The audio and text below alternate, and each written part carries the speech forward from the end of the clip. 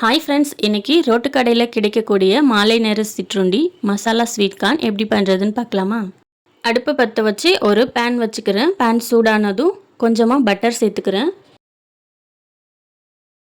Butter நல்லா உருகி வந்ததும் நம்ம ஏற்கனவே வேக வைத்து உரித்து வச்சுருக்க ஸ்வீட் கார்னை இதில் சேர்த்துக்கலாம். நான் 2 ஸ்வீட் கார்ன் எடுத்திருக்கேன்.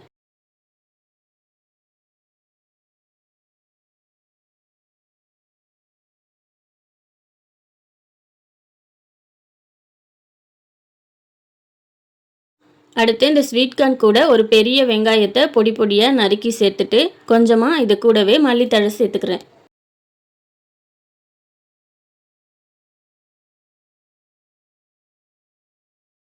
அடுத்து ஒரு மீடியம் சைஸ் தக்காளி பொடியாக கட் பண்ணி வச்சுருக்கேன், இதையும் சேர்த்துக்கலாம். வெள்ளரிக்காய் குட்டி குட்டியாக கட் பண்ணி வச்சுருக்கேன், இதையும் சேர்த்துக்கலாம். அடுத்து இந்த ஸ்வீட் கார்னுக்கு தேவையான மசாலா எல்லாத்தையும் சேர்த்துக்கலாம். 1/4 டீஸ்பூன் தனி மிளகாய் தூள்,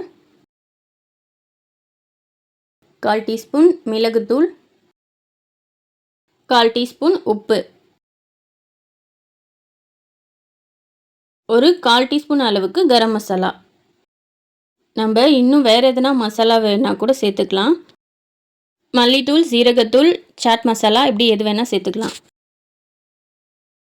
இப்போது இந்த மசாலா எல்லாத்தையும் சேர்த்துட்டு இந்த மசாலா எல்லாம் நம்ம சேர்த்துருக்க ஸ்வீட் கார்ன் கூட நல்லா ஒட்டி வர அளவுக்கு கிளறிக்கலாம். இது செய்கிறதுக்கு ரொம்ப நேரம்லாம் எடுத்துக்க தேவையில்லைங்க.